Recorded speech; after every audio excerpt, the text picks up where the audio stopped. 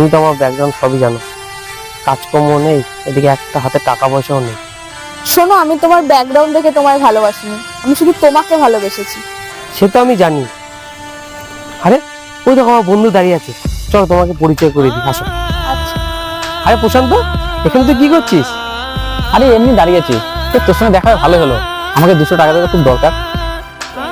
200 টাকা? হ্যাঁ, আসছি আমি এখন, পরে দেখা করবো, ঠিক আছে?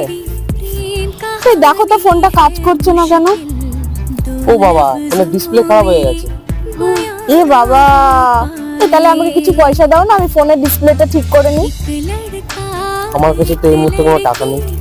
হ্যাঁ, আমি বললে তো তোমার কাছে টাকা থাকবে না, আর বন্ধু বলুক তখন 200-500 টাকা পকেট থেকে বেরিয়ে যায়, আর আমি বললেই তখন টাকা নেই, শুধু বাহানা। তোমার সাথে আমি এরপর থেকে আর থাকবো না, ব্রেকআপ।